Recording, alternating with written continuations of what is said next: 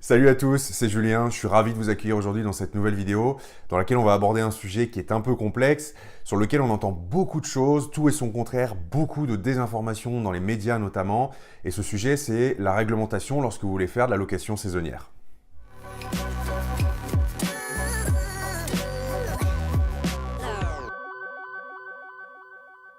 Alors je sais que c'est un sujet qui vous intéresse énormément, je reçois vraiment beaucoup de questions sur ce thème. J'ai aussi encore des gens, pas plus tard que le week-end dernier, qui m'ont posé la question en séminaire de savoir quelle est la réglementation exacte en location saisonnière. C'est vrai qu'on entend beaucoup de choses dans les médias, on entend qu'un jour on n'a pas le droit de faire de location saisonnière, le lendemain on entend qu'on a le droit.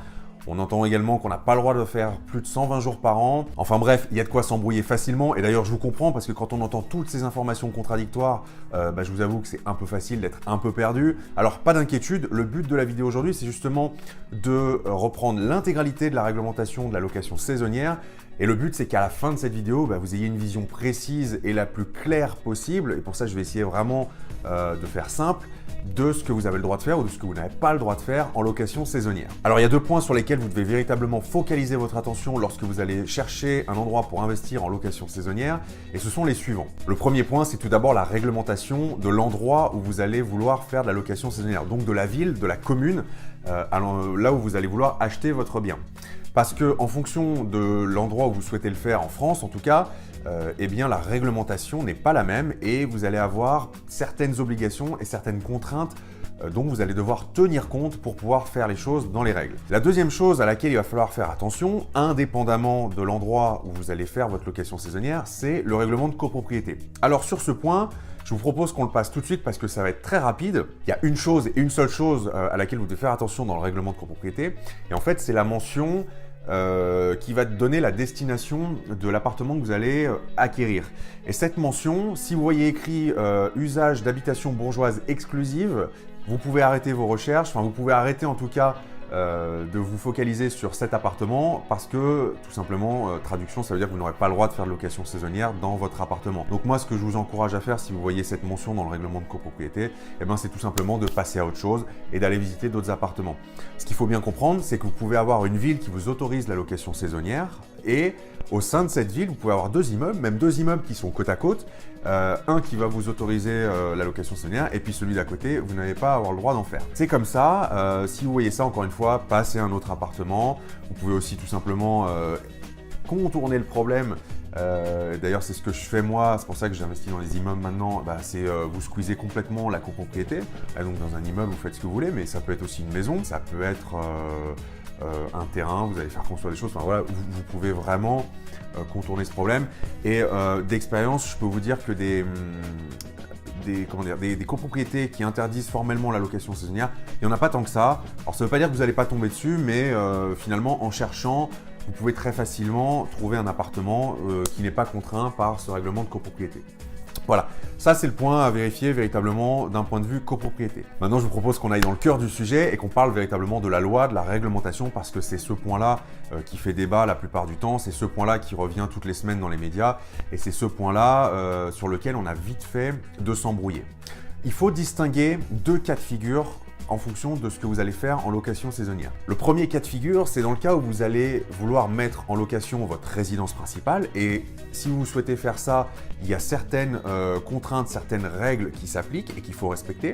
Et le deuxième cas, c'est si vous souhaitez réaliser un investissement locatif et dans ce cas, vous avez d'autres règles et d'autres contraintes à respecter mais qui ne vont pas forcément être les mêmes, vous allez le voir. Donc on va commencer par s'intéresser au cas numéro 1, la résidence principale. Alors il faut savoir une chose qui est commune à toutes les mises en location saisonnière de résidence principale, et ça c'est indépendant de l'endroit où vous allez le faire, c'est que vous n'avez pas le droit de louer votre résidence principale en location courte durée plus de 120 nuits par an. Pourquoi ? Tout simplement parce que l'administration fiscale considère que un logement, pour être considéré comme votre résidence principale, il doit être habité 8 mois minimum dans l'année. Donc il est libre 4 mois, 120 nuits. Si vous occupez votre logement moins longtemps que 8 mois, ça va devenir de facto une résidence secondaire. Alors, sauf cas particulier, si vous avez une maladie, si vous avez une invalidité ou une très bonne raison de ne pas habiter les 8 mois dans votre résidence principale. Mais disons que pour 99% des personnes, voilà, ça va être la règle des 8 mois qui va s'appliquer. Donc ça veut dire que si vous voulez louer plus de 4 mois, automatiquement vous allez basculer dans la catégorie résidence secondaire.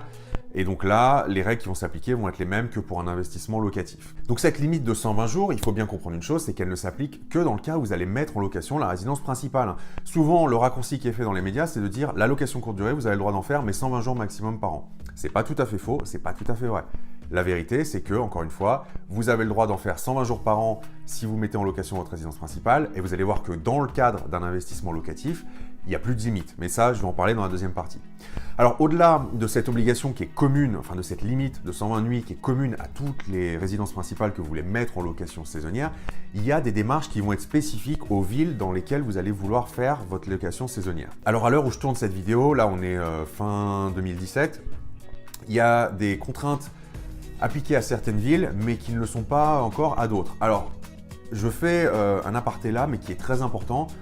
Vous allez peut-être voir cette vidéo dans les jours qui vont venir, mais peut-être que vous allez la regarder dans 1 mois, dans 3 mois, dans 6 mois ou dans quelques années. Je vous encourage vivement, en fonction du moment où vous allez la regarder, à vous renseigner spécifiquement par rapport à la ville où vous voulez faire votre location saisonnière, parce qu'il se peut que la réglementation ait évolué d'ici là. C'est même très probable. Donc à l'heure où je tourne cette vidéo, Paris, la petite couronne parisienne, Nice et Bordeaux vous imposent une obligation si vous voulez louer votre résidence principale en location courte durée, location saisonnière. C'est simplement que vous devez vous déclarer en mairie. En clair, vous devez vous faire connaître de votre mairie. Vous allez voir votre mairie en lui disant voilà, moi je souhaite mettre ma résidence principale en location saisonnière. Donc la mairie va dire ok, pas de souci. Elle va vous attribuer un numéro unique qui va vous appartenir et qu'il faudra faire figurer en fait sur les plateformes de réservation sur lesquelles vous allez mettre votre logement en location. Ça, c'est véritablement pour lutter contre les locations un peu hors la loi, donc qui vont dépasser les 120 nuits par an, ou bien qui ne vont pas forcément avoir l'autorisation d'être faites en tant qu'investissement locatif. Cette obligation que je viens de citer, il faut savoir que ça découle d'une loi qui autorise les villes de plus de 200 000 habitants à vous demander d'aller vous déclarer en mairie. Donc aujourd'hui, il n'y a que quelques villes qui l'appliquent, mais notez bien ceci, c'est que toutes les villes de plus de 200 000 habitants ont la possibilité légalement d'imposer cette contrainte aux propriétaires qui veulent louer leur résidence principale en location saisonnière. Donc c'est encore une fois pour ça que je vous recommande, en fonction du moment où vous allez voir cette vidéo, de vous renseigner auprès de votre mairie, c'est le plus simple, par rapport à votre localité, si vous avez une certaine démarche, enfin si vous êtes concerné par cette obligation ou pas. En ce qui concerne toutes les autres communes, donc toutes les villes de moins de 200 000 habitants, eh ben, vous n'avez pas d'obligation spécifique, vous n'avez même pas besoin de vous déclarer en mairie. Encore une fois, si vous souhaitez mettre en location votre résidence principale. Vous pouvez le faire comme vous voulez, toujours en respectant cette limite, bien sûr, de 120 nuits par an. Je vais marteler un peu le message, mais n'oubliez pas que cette obligation, elle est commune à toutes les personnes qui veulent mettre leur résidence principale en location saisonnière, indépendamment de l'endroit où vous voulez faire de la location saisonnière.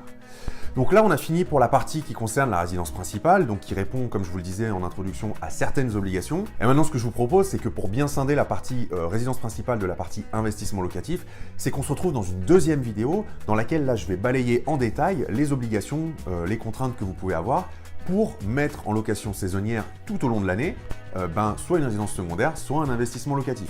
Donc pour ça, c'est très simple. Il vous suffit de cliquer sur le lien que je vais mettre dans la description sous la vidéo. Vous allez accéder directement à la deuxième vidéo. Si j'ai répondu à votre question juste sur cette première partie, parce que ce qui vous intéressait, c'était uniquement la résidence principale, et bien écoutez, merci de m'avoir regardé et je vous dis à très vite pour une prochaine. Pour les autres, je vous donne rendez-vous tout de suite dans la deuxième vidéo. Salut!